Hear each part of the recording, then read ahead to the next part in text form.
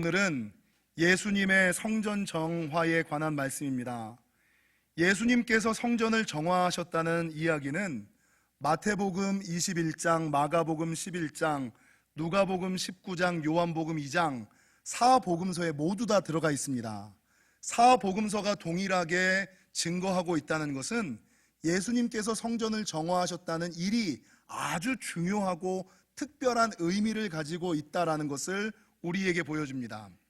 하루는 예수님께서 제자들과 함께 성전에 들어가는데 이 성전에는 기도하는 소리, 찬양하는 소리, 감사합니다, 할렐루야 막 이런 소리가 차고 넘쳐야지 되는데, 아니 그 옛날 예루살렘 성전은 들어갔더니 기도와 찬양 소리가 넘치는 것이 아니라 골라 이 매매하는 사람들과 장사하는 사람들의 소리로 가득하더라는 거예요. 보니까 아니 기도하고 예배하는 사람들은 없고 돈 바꾸는 사들과 재물, 소와 양과 비둘기를 파는 사람들로 가득한 곳을 보시고 예수님께서 그 마음에 녹아 일어나시기 시작하시는 거예요. 성경에 보니까 노끈으로 채찍을 만드사 그 사람들을 향하여 흔드시면서 그 모든 사람들을 내쫓으시고 돈 바꾸는 사람들의 상을, 장사하는 사람들의 상을 둘러 엎으셨다라고 성경은 증거하고 있다는 거죠. 그리고 예수님께서 뭐라고 말씀하셨냐면 그때 아주 유명한 말씀을 하시죠. 내 집은 만민의 뭐하는 집? 내 집은 만민의 기도하는 집이다. 근데 너희가 강도의 소굴을 만들었도다. 여러분, 예수님께서 이렇게 강조하여 힘있게 말을 하면 그 말을 들었던 목회자들, 바리새인들과 사두개인들, 서기관들은 하나님 앞에 말씀을 듣고 나서 듣고 깨닫고 회개하고 돌이켜야 되는데, 오늘 성경에 보니까 바리새인들과 사두개인들은 예수님의 말씀을 듣고 노하였다. 지가 뭐라고, 나도 바리새인인데, 나도 권사인데, 나도 교회 30년 넘게 다녔는데, 여러분, 노하여 예수님을 잡아주길 궁리를 하였다. 하나님의 반대편에 쓰는 사람들로 전락하였다. 이게 저와 여러분이 읽었던 사복음서에 나와 있는 예수님의 성전정화 이야기라는 거죠. 예수님의 성전정화 이야기를 통하여서 성경이 우리에게 말씀하시는 바가 무엇일까? 오늘은 이 예수님의 성전정화 이야기를 저와 여러분이 너무나 잘 알아서 꼭 알아야지 되는 진리 하나, 그리고 우리가 간과하기 쉬운 진리 한 2가지 정도만을 살펴보고 넘어가고자 합니다. 오늘 본문을 통하여 성경이 우리에게 말씀하는 첫 번째 것은 무엇이냐? 교회의 본질을 잃어버리지 말라는 겁니다. 우리 옆 사람이랑 이렇게 인사하겠습니다. 교회의 본질을 기억합시다. 여러분, 교회의 본질을 잃어버리지 말고 기억해야 된다는 거죠. 사실 그 당시 이 사람들이 교회 안에서 장사를 하고 매매하는 데는 이유가 있었어요. 여러분, 그 옛날에는 성전이 예루살렘에만 있었죠. 그리고 1년에 3번 성전에 올라와야 되는데 모든 사람들이 예루살렘에만 사는 게 아니었어요. 어떤 사람들은 나사렛에 살고, 어떤 사람은 가버나움에 살고, 어떤 사람은 베델에 살고. 근데 1년에 3번 예배하기 위하여 며칠을 걸려 교회에 오는데, 성전에 올라오는데, 하나님은 분명히 뭐라고 말씀하셨냐면 재물 없이는 내 앞에 나오지 말라라고 얘기를 했거든요. 근데 내가 살고 있는 갈릴리에서 소 끌고 양 끌고 비둘기 잡아서 가지고 오면 얼마나 힘들어요. 그렇다고 안 가지고 올 수는 없고 하나님의 말씀을 어길 수는 없고, 그래서 생각한 것이 뭐냐? 올 때는 편하게 그냥 혼자 오고 성전 앞에서 재물을 사서 하나님께 드리면 이거 나도 조금 편하고 하나님의 말씀도 순종하는 것이 되고, 하나님의 말씀을 지키며 하나님께 바르게 예배하기 위하여 여러분 그곳에서 재물을 매매한 거였어요. 그들이 왜 돈을 바꾸는 일을 했을까? 그 당시에는 성전세라는 것을 냈거든요. 여러분, 이 성전세를 내야 되는데 히브리 세겔로 내야 됐어요. 내가 쓰고 있는 돈을 바꿔서, 말하면 원화를 바꿔서 달러로 내야만 되는 거였어요. 달러를 바꿔서 원화로 내야 되는 거였어요. 일방적으로 통용되는 돈은 그 돈이 아닌데 성전에 낼 때는 바꿔서 내야 되거든요. 그러니까 성전세를 낸다는 것은 무엇입니까? 내가 성전세를 내므로 말미암아 교회가 유지되어지는 거예요. 안 내면 말지, 안 내도 되지. 많은 현대인들이 현대에 와서 11조는 구약의 율법이라고 지키지 않는 사람들이 많아요. 근데 11조를 왜 드리고 바쳐야 되는지에 대해서는 저와 여러분이 성경적으로 너무나 잘 알고 있잖아요. 그거에 대해서는 다시 말씀드릴 필요가 없고, 여러분 11조가 왜 필요한지 아주 분명하고 명확하고 실질적인 거 한 가지만 딱 말씀드리면, 11조가 없으면 교회가 유지됩니까? 우리 다음 세대를 위하여 교육에 그렇게 투자할 수 있어요? 가난한 자들을 위하여 마음껏 구제할 수 있습니까? 열방을 향하여 마음껏 선교할 수 있습니까? 가능하지 않습니다. 겨우 교회만 유지되고 굴러갈 수 있게, 하나님의 일을 마음대로 할 수 있다면, 하나님의 일을 풍족히 하기 위해서는 어쩔 수 없이 실질적으로, 그러니까 그 당시에 이스라엘 사람들이 성전세를 내는 것은 지금 11조를 내는 것과 같이 교회를 유지하기 위해 되게 헌신된 행위였어요. 그래서 그 당시에 성전에서 매매하는 사람들과 장사하는 사람들이 많은 이유는 하나님께 바르게 예배하기 위하여, 교회를 유지하기 위하여, 그리고 이왕이면 좋은 게 좋은 거라고 성도들의 편리를 위하여 분명한 이유와 목적과 명분이 있기는 있잖아요. 근데 문제는 이 거룩한 이유와 목적을 가지고 시작은 했는데 이게 시간이 지나면서 변질되는 거예요. 교회 오는 이유가 하나님을 예배하기 위함이 아니라 장사하기 위하여 오고, 교회 오는 이유가 예배하기 위함이 아니라 친교하러 오고, 교회에서 친교하지 말라 그럽니까? 친교해야죠. 근데 예배하고 친교해야지. 그러니까 사람들이 점점 변질이 되기 시작하는 거예요. 그러니까 하나님께서 성도들을 향하여 지난주 예수님께서 공생애를 시작하시는 첫 번째 하셨던 사역이 뭡니까? 가나의 혼인잔치에서 물로 포도주를 바꾸는 것 아닙니까? 이거를 통하여 주님이 말씀하고자 하시는 바는 무엇이냐? 신앙생활의 목적은 변화다. 아니, 좋아져야죠. 나아져야죠. 믿으면 믿을수록, 다니면 다닐수록 좋아져야죠. 나아져야죠. 평안해져야죠. 기쁨이 가득해야죠. 잘 돼야죠. 그러니까 신앙생활의 목적은 변화인데, 문제는 신앙생활을 하면서 하나님은 성도가 변화되길 원하는데 성도는 신앙생활이 오래되면 오래될수록 변화되는 것이 아니라 변질돼 버리는 거예요. 그러니까 하나님께서 이 성도들을 향하여, 야, 아무리 교회를 오래 다녔어도, 아무리 신앙생활을 많이 했어도 교회의 본질을 잃어버려서는 안 돼. 교회의 본질은 유지하고 붙잡고 나아가야지 돼. 내 집은 만민의 기도하는 집인데 너희가 이 본질을 잃어버리고 변질되어져서 강도의 소굴이 되었다. 여러분, 그러면 여기서 우리가 한 가지 고민해 봐야 될 것이 있어요.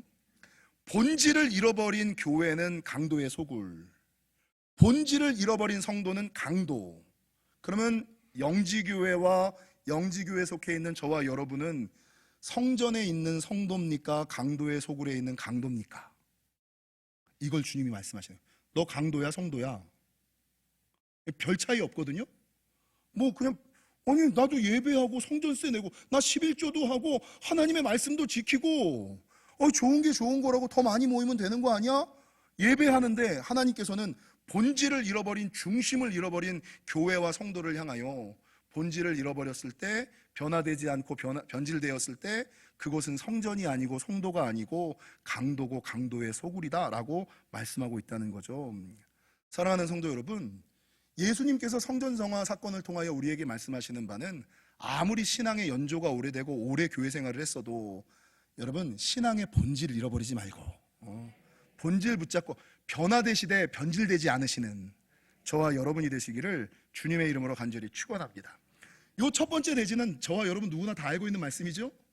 두 번째, 제가 예수님의 성전정화 이야기를 묵상하면서 예전과는 다르게 집중되어지는 것이 있었어요. 그게 뭐냐면, 예수님께서 이 사람들을 내쫓으시고 상을 둘러엎으셨다는 거예요.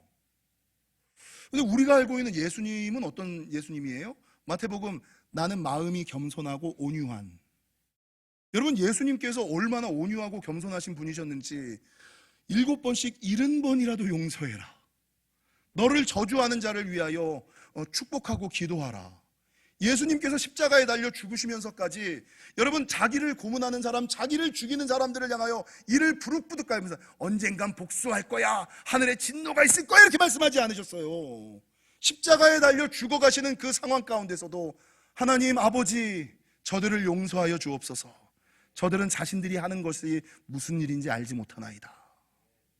나를 죽이는, 나를 고문하는, 나를 위해하는, 나를 협박하는 그 사람들을 향하여 마지막 용서하고 축복하고 기도하며 가셨던 예수님, 온유하고 겸손하셨던 예수님, 7번씩 70번이라도 용서하라고 하셨던 예수님.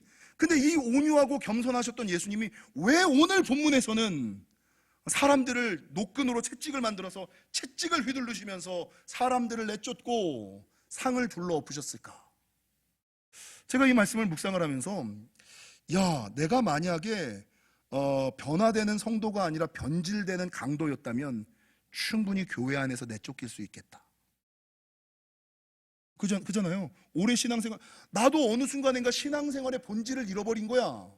본질을 잃어버렸다면 예수님께서 변질된 신앙의 본질을 잃어버린 그 사람들을 내쫓은 것처럼 어느 순간인가 교회 생활 오래 하다가 많이 했다가 직분이 높다는 이유로 변질되어 있으면 나도 내쫓김 받을 수가 있겠다라는 생각이 들었고, 제가 말씀을 묵상하다가 재밌는 것은 오늘 본문이 마태복음, 마가복음, 누가복음, 요한복음 4본문에 다 기록되어 있거든요.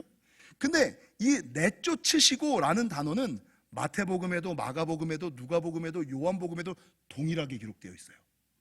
내쫓으시다, 상을 둘러 엎으셨다라는 것은 마태복음, 마가복음, 요한복음 3본문에 기록되어 있어요. 그러니까 예수님께서 왜 이 내쫓으시고 둘러 엎으셨다라는 것을 말씀하실까? 첫 번째는 좀 전에 말씀드린 것처럼 성도가 변질되고 본질을 잃어버리면 언제든지 내쫓긴 바 당할 수 있다. 두 번째, 여러분, 예수님이 겸손하신 분인데 왜 분노하셨을까? 제가 어렸을 때 신앙의 진리를 잘 몰랐을 때는 착한 아이 컴플렉스가 좀 있었어요. 착한 아이 컴플렉스가 뭔지 아십니까? 자녀는 부모 앞에서 늘 착한 아이기를 원해요. 그렇게 사셨죠? 나만 그랬나 보네. 나만 착했나 보네. 내가 아무리 세상에 가서 개차반처럼 살았어도 부모 앞에서는 순종하는, 부모님한테는 잘 보이고 싶은, 나만 그랬나 보네. 저는 그랬어요. 내가 아무리 세상에서 세상 코가 삐뚤어지게 술을 먹고 담배를 피고 소시적에 그러고 왔어도 부모 앞에서는 껌을 씹고 술 안 취한 것처럼 착한 아이 컴플렉스. 근데 이 착한 아이 컴플렉스가 신앙생활을 하면서도 착한 성도 컴플렉스로 바뀌더라고요. 부모님에게 하셨던 것처럼 세상에서는 내가 막 살아도 교회만 오면 하나님 앞에서 착한 성도처럼, 교회 와서는 소리 지르지, 집에서는 마누라가 뭐라 그러면 그냥 빽빽거리고, 자녀가 뭐라 그러면 빽빽거리다가도 교회만 딱 오면 가만히 그럴 수도 있지. 집사님 왜 교회에서 소리를 지르고 그러세요? 회사에서는 그렇게 막 사람들을 향하여 손가락질하고 막 뭐라 그러다가 교회만 오면 거룩하고 신실한 것처럼, 교회에서는 소리 질러도 안 되고, 교회에서는 화내도 안 되고, 교회에서는 목소리 높여도 안 되고, 이게 이제 착한 아이 컴플렉스, 착한 성도 컴플렉스. 저는 성도가 그래야지 되는 줄 알았어요. 근데 온유하고 겸손하셨던 예수님이 오늘 본문뿐만 아니라 성경에 보면 사람이 헐크처럼 변해가지고 분노하시고 진노하시던 장면이 몇 장면이 나와요. 그 장면이 언제냐면, 첫 번째가 오늘 본문에 변질되어 있는 교회를 바라보면서 진노하시고 살아가셨고, 두 번째는 여러분, 무화과 나무를 저주하셨다. 열매 맺지 않는 성도들을 향하여 저주하셨고, 세 번째는 바리새인들과 사두개인 교회의 지도자들을 향하여 뭐라고 얘기하냐면 이 독사의 자식들아. 성도를 향하여, 교회의 지도자를 향하여, 교회를 향하여는 진노하시고 분노하셨다는 거예요. 그러니까 여러분, 불신자를 향하여 주님이 진노하시고 분노하지 않으셨어요. 교회 안에 있는 교회의 지도자들, 이미 오래 다닌 사람들, 이미 많이 믿은 사람들, 이미 알고 있는 사람들을 향하여 주님께서 분노하고 진노하셨다는 거죠. 그러니까 예전에는 제가 착한 아이 컴플렉스를 갖고 있다가 참된 성도는 착한 성도여야 돼, 이렇게 생각을 했거든요. 근데 말씀을 읽으면 읽을수록 착한 성도 가지고는 부족해. 착하기만 하면 하나님의 일을 이룰 수가 없어. 일을 해내지를 못하잖아요. 여러분, 착함 위에 뭐가 수반되어야 되냐면 착한 사람이면서 바른 사람이어야지 돼요. 그러니까 남들이 막 부정부패를 하는데 가만히 말 안 하고 있는 사람, 이거 안 맞아요. 집사님, 그건 아니에요. 착한 사람이면서 바른 사람이어야 돼요. 근데 바른 사람들의 약점은 뭐예요? 너무 바른 소리 하다가 관계가 어그러지고 분위기가 나빠져. 그러니까 착한 사람을 지나서 바른 사람이어야 되고, 바른 사람을 넘어서서 무슨 사람이 되어야 되느냐? 좋은 사람이 되셔야지 돼요. 근데 영지교회는 여러분, 굿 투 그레이트, 제가 예전에 많이 설교했던 것처럼 좋은 교회를 넘어 어떤 교회? 위대한 교회. 그러니까 착한 성도 위에 바른 성도 있고, 바른 성도 위에 좋은 성도 있고, 좋은 성도 위에 뭐라고요? 예, 바른 거는 반이라고, 아닌 건 아니라고. 맨날 교회 안에서는 집사님 은혜대로 합시다. 은혜대로 하는 건 좋아. 근데 소리를 낼 때는 내야지. 그러면 여러분, 언제 교회 안에서 예수님처럼 진노하고 분노하고 소리를 낼 수 있을까? 성경에는 세 가지가 나와요. 예수님께서. 첫 번째는 뭐를 위하여? 하나님을 위하여. 하나님과 반대되고 하나님과 위에 될 때, 그때는 소리를 내야죠. 세상 사람들이 하나님을 욕할 때, 아니에요, 우리 하나님 그런 하나님 아니에요, 우리 예수님 그런 예수님 아니에요, 우리 교회 그런 교회 아니에요. 여러분, 하나님을 위하여는 당연하게 분연이 일어나서 소리를 내야 돼요. 두 번째, 진리와 위배될 때. 아니, 교회가 진리와는 반대대로, 하나님과의 방법과는 반대대로, 구역이 하나님의 방법과는 반대대로, 장로님이 하나님과의 방법과는 반대대로 나아갈 때, 집사님 그건 아닌 것 같습니다, 하나님은 이렇게 말씀하지 않으셨습니다, 진리와 위배될 때 분연이 일어나야 돼요. 세 번째, 생명과 연결되었을 때. 생명과 연결되었을 때는 그 생명을 살리기 위해서라도 여러분, 분연이 일어나서 아닌 건 아닙니다 라고 말할 수 있는 신앙이 되어야지 된다라는 것입니다. 사랑하는 성도 여러분, 바라는 것은, 제가 요 설교를 일부 때 좀 세게 했거든요. 그러니까 이 사람들이, 야, 그럼 나도 교회에서 목소리를 좀 내야지, 막 이제 이게 걱정이 되는 거예요. 무슨 말이에요? 집사님 그건 아니잖아. 여러분, 요 세 가지 외에는 없어요. 하나님과 관계된 일, 진리와 관계된 일, 생명과 관계된 일 외에는 목소리를 높이시면 안 돼요. 다투시면 안 돼요. 이야기하시면 안 돼요. 하나님과 관련된, 진리와 관련된, 생명과 관련된 일. 근데 요 세 가지 일이라면 좀 껄끄럽더라도, 조금 힘들더라도, 조금 어렵더라도, 여러분, 구약의 모세, 이 사람들이 오늘 본문에 이 사람들처럼 자기가 가지고 있는 금부치를 내놓아서 금송아지를 만들었잖아요. 그 뭐라 그랬어요? 자기들은 이방신에게 예배하는 것이 아니라 하나님을 위하여 자기의 금을 내놨어요. 자기가 갖고 있는 폐물을 내놔서 하나님을 만들었어요. 근데 그 모습을 보고 여러분, 모세가 어떻게 해요? 에이, 그럴 수도 있지. 아니에요. 분노하잖아요. 여러분, 미디안에서 이스라엘 백성들이 미디안 여인들과 부정을 저지를 때, 여러분, 비느하스가 당당히 일어나서 하나님 편에 서잖아요. 모든 사람들이 혈연 때문에, 학연 때문에, 지연 때문에 하나님 편에 서지 않을 때, 레위인은 분연히 일어나서 혈연, 지연, 학연 모든 관계를 넘어서서 하나님 편에 서잖아요. 여러분, 느헤미야 보십시오. 이스라엘 백성들이 바벨론에 포로로 가고 예루살렘에 남아있는 예루살렘 성전이 무너졌어요. 그러니까 모든 사람들이, 내가 지금 이렇게 포로 잡혀 있는 상황, 먹고 살기도 힘든 상황에 예루살렘 성전이 무너진 것을 아무도 신경을 쓰지 않아. 나도 먹고 살기 힘든데 내가 교회에 관심 가질 수 있어? 교회에 신경 쓸 수 있어?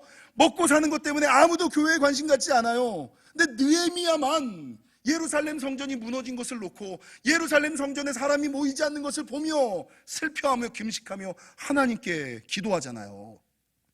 그래서 여러분, 하나님을 위한, 진리를 위한, 하나님과 관련된, 진리와 관련된, 생명과 관련된 요 세 가지 때는 착한 아이 컴플렉스를 좀 버리시고 분연히 일어나 하나님 편에 서시는 저와 여러분이 되시기를 주님의 이름으로 간절히 축원합니다. 마지막 세 번째, 여러분, 제가 이 예수님의 성전 정화 사건을 보면서 마태복음, 마가복음, 누가복음, 요한복음 다른 본문에는 동일하게 있는 단어들이 쫓아내시고 둘러엎으셨다 이거잖아요. 근데 다른 성경에는 없는데 마가복음에만 있는 단어가 딱 하나가 나와요. 그게 뭐냐면 오늘 보면 16절, 아무나 물건을 가지고 성전 안으로 지나다님을 허락하지 아니하시고. 근데 그 다음에 예수님이 뭐라고 그러시냐면, 내 집은 만민의 기도하는 집이다. 만민이라는 건 뭐야? 다 와도 돼. 야, 내 집은 누구나 언제든지 무조건이야, 무조건. 야, 이유 조건 없어. 무조건 와도 돼. 만민의 기도하는 집이라 그러잖아요. 그럼 누구나 와도 되는 거잖아요. 근데 오늘 이 16절에는 물건을 가지고 성전 안으로 지나다님을 누구만? 이건 아무나는 안 돼. 그러면 만민의 기도하는 집과 아무나 허락하지 아니하시고가 부딪히는 거잖아요. 그래서 제가 말씀 묵상하다가 왜 마가복음에는 누구나와 아무나가 부딪힐까? 아니 교회는 누구나 오는 곳이라 그러는데 왜 오늘 본문에 아무나 와서는 안 된다라고 얘기를 할까? 여러분, 교회는요 누구나 와도 되는 곳이에요. 신앙생활 하다 보면 누구나 목사가 될 수 있고, 누구나 장로가 될 수 있고, 누구나 권사가 될 수 있고, 누구나 안수집사가 될 수 있고, 누구나 교사가 될 수 있고, 누구나 성가대가 될 수 있어요. 그러나 아무나 돼서는 안 돼요. 제가 말씀을 준비하다가 재밌는 예화를 하나 발견했어요. 어느 마을에 사람이 사는데 누가 사냐면 누구나와 누군가와 아무나와 아무도. 이게 원래 영어 예화인가 봐요. 누구나는 everybody, 그리고 누군가는 somebody, 아무나는 anybody, 누구도는 nobody, nobody wants you. everybody, somebody, anybody, nobody. 이 사람이 4명이 이제 이 사람들이 마을에서 사는 거예요. 근데 이 마을이 망해버렸어. 그럼 왜 망했는가를 찾아보니까 이 마을의 문제가 땅 터지면 이 사람들은 무슨 생각을 하냐면, 아, 이 문제는 누구나 다 할 수 있는, 누구나 해결할 수 있는 문제잖아. 그래서 누군가 할 거라는 생각에, 아무나 할 수 있는 일이니까 아무도 그 일을 안 하는 거야. 이해가 되세요? 그러니까 이 사람들은 뭐 교회에 뭐 청소하는 거, 뭐 교회에 교사하는 거, 아니 누구나 할 수 있는 일이니까 누군가는 하겠지. 아무나 할 수 있는 일이니까 누군가는 하겠지. 근데 아무도 안 하는 거야. Somebody, everybody, anybody, nobody. 그래서 여러분, 이 마을이 망해버렸다라고 말하는 거죠. 여러분, 교회도 마찬가지예요. 교회의 직분이나 교회의 어떤 일은 누구나 다 할 수 있어요. 근데 누군가 하겠지라는 생각에 아무도 하지 않는 곳, 그러면 교회가 망해버리는 거예요. 그래서 여러분, 교회의 직분도 마찬가지예요. 여러분, 교회에 좀 전에 말씀드린 것처럼 목사, 장로, 권사, 안수집사 직분은 누구나 다 할 수 있어요. 그러나 아무나 되어서는 안 돼. 교사 아무나 하는 게 아닙니다. 아무나 해서는 안 됩니다. 지난 주일날 이제 주일 예배 다 끝나고 나서 주일 저녁에 운동 삼아 추리닝으로 갈아입고 코스트코까지 걸어서 이렇게 가는데, 우리 박진기 장로님의 늦둥이 준성이가 버스 정류장에 있는 거예요. 근데 너 여기 왜 있어? 그랬더니 집에 가려고요. 버스 타고 가. 엄마가 처음으로 혼자서 버스 타고 오래요. 이러는 거야. 그러니까 처음으로 얘가 10살 되니까 이제 혼자서 집에 오는 훈련을 시키려고 너 버스 타고 와 이렇게 된 거예요. 근데 얘가 어디에 서 있었냐면 판다 아울렛 쪽에 서 있는 것이 아니라 판다 아울렛 건너편에 서서 막 버스를 타려고 하는 거예요. 그래서 야, 너 왜 여기서 버스 탈까? 집에 가려고요. 야, 여기서 타면 너 집에 못 가. 그러니까 왜요? 야, 여기서 타면 이 집이랑 반대 방향이야. 얘가 순간 좀 헷갈렸나 봐요. 그래요? 야, 그래 안 되겠다. 얘를 데리고 저랑 저희 한 사람이 걸어서 장로님의 집까지 데리고 갔어요. 어차피 가는 길이니까. 근데 아이를 데리고 가는 중에 이 10살짜리 아이가 목사님이랑 독대할 수 있는 기회를 가져서 그랬는지 저에게 이것저것을 막 이야기하고 막 묻는 거예요. 궁금한 걸 막 묻는 거예요. 뭐 이거 묻고 저거 묻고, 사모님 이거는 뭐예요? 목사님 이건 뭐예요? 이건 왜 그래서 그래? 저건 왜 그래서 그래? 막 묻는 거예요. 그러다가 한 가지를 딱 하냐면, 어떤 질문을 하냐면, 목사님, 왜 세상 사람들은 예수님을 안 믿어요? 왜 세상 사람들은 예수님을 안 믿어요? 여러분, 이런 고민 해보셨어요? 10살짜리 아이도 하는, 왜 세상 사람들은 예수님을 안 믿을까? 왜 교회에 안 나올까? 10살짜리 아이가 그걸 고민하고 있어. 근데 그 짧은 순간에 제가 뭐라고 대답했냐면, 준성아, 그건 2가지 이유 때문이야. 첫 번째는 전하는 사람이 없기 때문이고, 2번째는 전하는 사람이 잘못 전하기 때문이야. 1초도 안 걸리고 제가 그렇게 툭 얘기를 했어요. 여러분, 전하는 사람이 없으니까 그들이 예수를 안 믿죠. 그 전하는 사람이 교회 나오세요라고 전할 때는 내가 교회 다녀서 기쁘고 감사하고 행복하고 정말 좋은 그런 사람이 좀 변화된 모습을 보여줘서, 그 사람 교회 나가고 나서 좋아졌대, 나아졌대, 가정이 좋아져, 이렇게 전해야 되는데, 교회 나갔다는 사람이 맨날 근심하고 걱정하고 인상 쓰고, 뭐 집안에서는 뭐 개판이고 변한 게 없는 전하는 사람이 삶으로 잘못 전하니까 세상 사람들이 믿지 않는 것 아닙니까? 제가 그 얘기를 툭 하고 준성이의 왜 세상 사람들은 예수님을 믿지 않지요? 라는 얘기에 저도 모르게 전하는 사람이 없기 때문이고 전하는 사람이 잘못 전하기 때문이야 라고 얘기를 탁 하고 나서 제가 제 자신에게 깜짝 놀랐어요. 10살 아이가 그런 질문을 한다는 거에도 깜짝 놀랐지만 어떻게 내 입에서 1초도 재지 않아서 이런 말을 대답을 할 수 있을까? 제가 생각하기를 이건 성령님께서 시키는 말씀이다. 성령님께서 어린아이의 입술을 통하여 나에게 말씀하신 거고, 성령님께서 내 입술을 통하여 내 영혼에 다시금 각인시키시는 것이다. 이게 일주일 내내. 여러분, 교회는요 누구나 올 수 있는 곳이에요. 누구나 와서 이것저것 하고 싶은 거 마음대로 하셔도 돼요. 그런데 아무나 마음대로 해서는 안 됩니다. 누구나와 아무나. 여러분, 교회는 은혜가 수반되어야 되는 것이죠. 그러니까 은혜롭게 합시다. 은혜롭게 해도 돼요. 근데 이 은혜롭게 하기 위해서 전제가 딱 하나 있어요. 질서에 맞게. 영적인 질서, 하나님의 방법에 맞게 하면서 은혜롭게 해야지, 하나님의 방법과 하나님의 영적인 질서까지 깨가면서 은혜롭게 하는 거, 이게 변질입니다. 사랑하는 성도 여러분, 예수님께서 성전 정화 사건을 통해서 우리에게 말씀하고자 하셨던 것은 성도와 교회가 본질을 잃어버리지 말아야지 된다. 그리고 변화되어야지, 변질되어 버리면 하나님께서 내어 쫓을 수 있고 우리의 삶을 엎으실 수 있다. 좀 무서운 말이죠. 그리고 더 나아가서 착한 성도 콤플렉스에서만 잡아서 누군가는 하겠지, 에이 굳이 내가 관계 어그러지면서까지 내가 이 싫은 소리 해도 돼? 교회 일 성전미화 누군가는 하겠지, 전도 누군가는 하겠지, 봉사 누군가는 하겠지. 아무도 안 해요, 여러분. 아무도 안 해. 하는 사람만 해요. 하는 사람만 해요. 뭐 본인들이 안 나오는데 누가 나오겠어? 본인처럼 믿음 있고 신앙 있는 사람들도 나와서 그걸 하려고 하지 않는데 누가 나와서 그걸 하겠어요? 아무도 안 합니다. 말하는 것은 이 모든 것을 가지시고 착한 성도 콤플렉스를 좀 지나 바른 성도, 좋은 성도를 넘어 여러분 위대한 성도와 교회가 되시기를, 강도의 소굴과 강도로 살지 마시고 여러분 성전과 성도로 살아가시는 저와 여러분이 되시기를 주님의 이름으로 간절히 축원합니다.